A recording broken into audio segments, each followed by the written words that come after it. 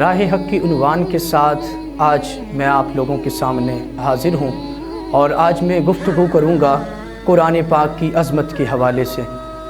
تو اللہ تعالیٰ نے بھی قرآن پاک میں ارشاد فرمایا ہے، کتاب انزلناہ الیک مبارک لیتدبروا آیاتہ ولیتذکر اولو الالباب۔ رمضان المبارک کے بارے میں یہ بتانے کی ضرورت نہیں ہے کہ اس کا جو اصل تحفہ ہے وہ قرآن حکیم ہے۔ آئیں ذرا اسی بات کو قرآن حکیم سے بھی ہم معلوم کرتے ہیں۔ اللہ تبارک و تعالیٰ نے قرآن کے اندر ارشاد فرمایا، شہر رمضان الذی انزل فیہ القرآن۔ رمضان المبارک کا مہینہ وہ ہے جس میں قرآن نازل ہوا۔ اس میں جو دو عبادات رکھی گئی ہیں، ان میں سے ایک کو فرض قرار دے دیا گیا اور ایک کو بندے کی مرضی پہ چھوڑ دیا گیا۔ جیسا کہ اللہ تعالیٰ نے رات کا قیام بندے کی مرضی پہ چھوڑ دیا ہے، اور رسول صلی اللہ علیہ وسلم نے رمضان کی راتوں میں قیام اللیل کی بہت زیادہ ترغیب دلائی ہے، اور آقا علیہ الصلوۃ والسلام نے دن میں روزہ رکھنے اور رات میں قیام کرنے کے حوالے سے ذکر کیا ہے، اور اس کا ذکر متوازی طور پر ہمیں ملتا ہے۔ آئیں حضرت ابو ہریرہ رضی اللہ تعالیٰ عنہ کی حدیث ہے، آپ اس کے راوی ہیں اور یہ حدیث متفق علیہ ہے۔ حضرت ابو ہریرہ رضی اللہ تعالیٰ عنہ آپ بیان کرتے ہیں کہ من صام رمضان ایمانا واحتسابا غفر لہ ما تقدم من ذنبہ، اور فرماتے ہیں ومن قام رمضان ایمانا واحتسابا غفر لہ ما تقدم من ذنبہ۔ فرماتے ہیں جس نے رمضان کے روزے رکھے اور ایمان کے ساتھ اور خود احتسابی کے ساتھ، اس کی کیفیت خود احتسابی کے ساتھ ہو، تو کیا ہوگا؟ اللہ تعالیٰ اس رمضان المبارک کے روزے رکھنے کی طفیل اس بندے کے تمام سابقہ پچھلے گناہوں کو معاف کر دے گا۔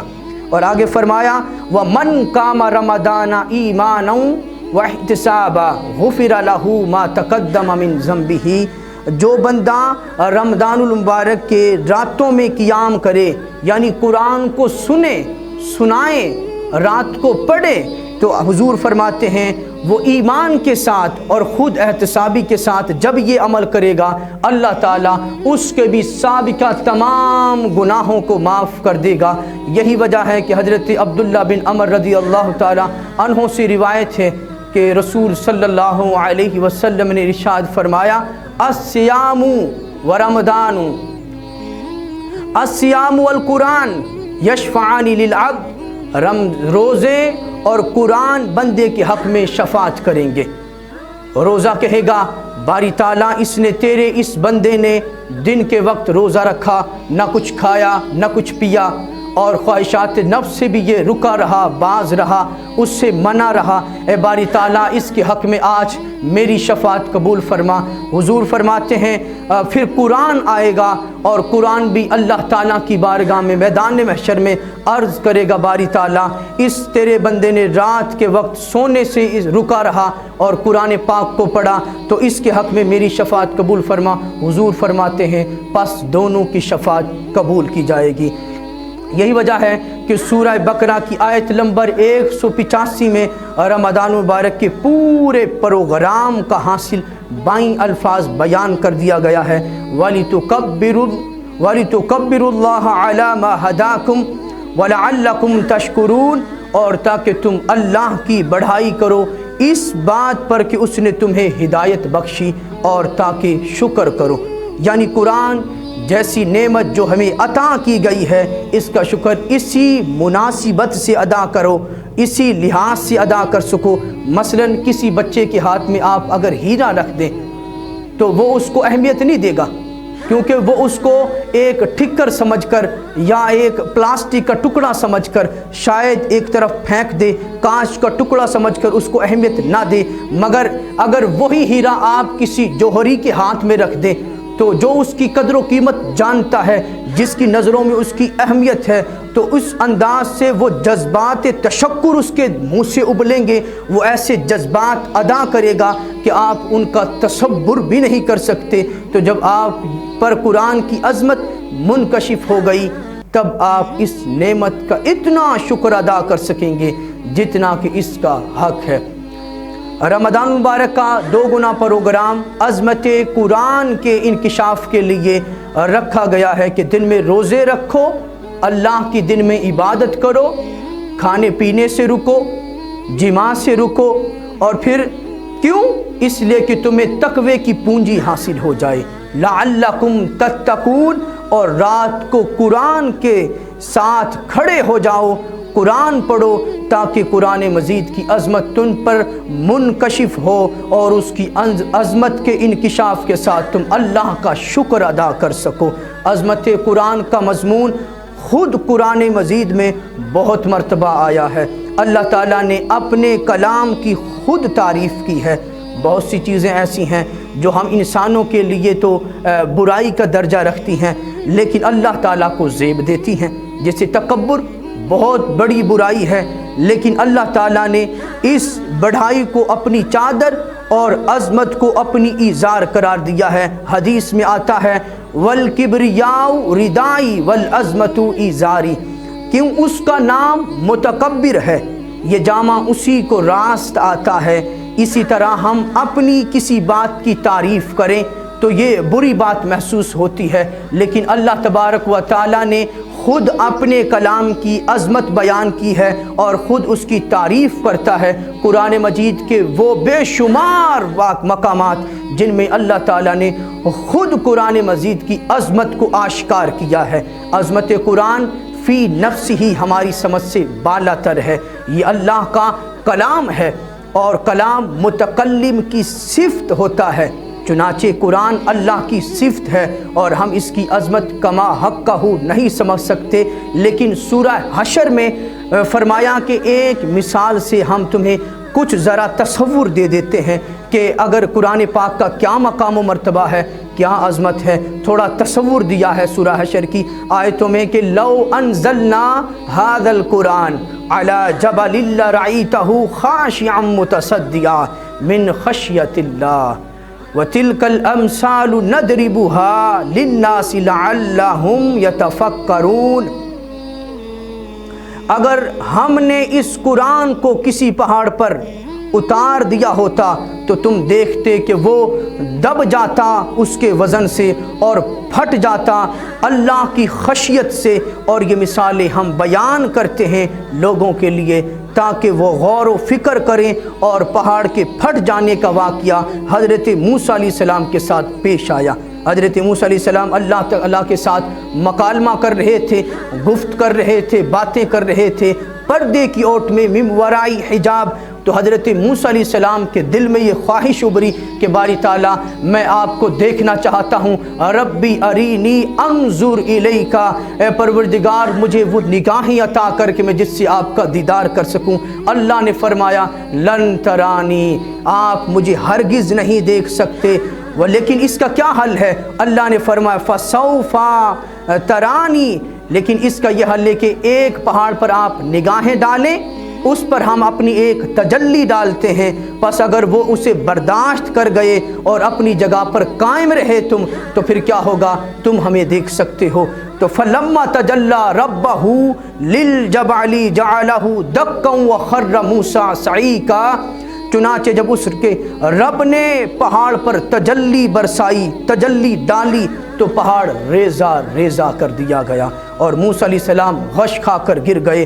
اور یہ بالواسطہ مشاہدہ تھا، حضرت موسیٰ علیہ السلام نے پہاڑ پر اللہ کی تجلی کا مشاہدہ کیا، لیکن اس کی تاب نہ لا سکے اور بے ہوش ہو کر زمین پر گر گئے۔ اس سے ذرا عظمت قرآن کا اندازہ کیجئے۔ قرآن اللہ تعالیٰ کی صفت ہے اور جو اللہ کی ذات تجلی کا اثر ہے وہی اللہ کی صفات کی تجلی کا اثر ہے۔ جس طرح وہ آپ کی ذات کی تجلی سے ریزہ ریزہ پہاڑ ہو گیا تھا، اسی طرح اللہ تعالیٰ فرماتا ہے اگر ہم اس قرآن پاک کو پہاڑوں پر نازل کرتے تو وہ بھی ریزہ ریزہ ہو جاتے۔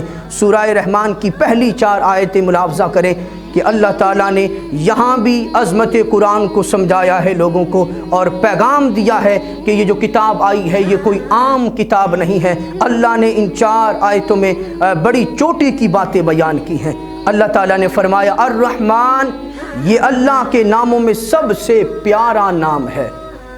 عرب میں اس نام سے واقف نہیں تھے. وہ اللہ کا اسم تو جانتے تھے, اللہ کا نام تو جانتے تھے, مگر رحمان کے نام سے واقف نہیں تھے. تو انہوں نے کہا قالوا مر رحمان. جب ان سے کہا گیا رحمان کو سجدہ کرو تو کہنے لگے رحمان کیا ہے, وہ کون سی ذات ہے جس کا نام رحمان ہے. تو اللہ تعالیٰ کی یہ جو صفت رحمان ہے اس کی ہمیں بڑی ضرورت ہے. یہ رحمان ایسی صفت ہے اللہ تعالیٰ کی جس میں رحمت میں رحمتوں کے ٹھاٹے مارتے ہوئے سمندر اللہ تعالیٰ کے ظاہر ہوتے ہیں, رحمتیں جوش میں آ جاتی ہیں اور ہیجان بڑھ جاتا ہے. چنانچہ اللہ تعالیٰ کے اس صفت رحمان سے اللہ تعالیٰ نے فرمایا الرحمن, یہ پیارا نام اللہ کا رحمان ہے. فرمایا علم القرآن, سکھلایا قرآن.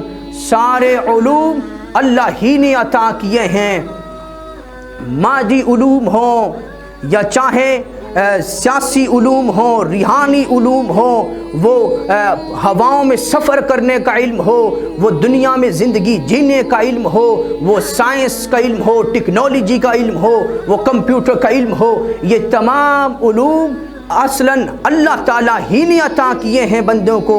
اور روحانی علوم ہوں, لیکن تمام علوموں میں چوٹی کا علم جو ہے وہ قرآن کا علم ہے جو اللہ کی رحمانیت کا مظہر اتم ہے. اگلی آیت میں فرمایا خلق الانسان, پیدا کیا انسان کو.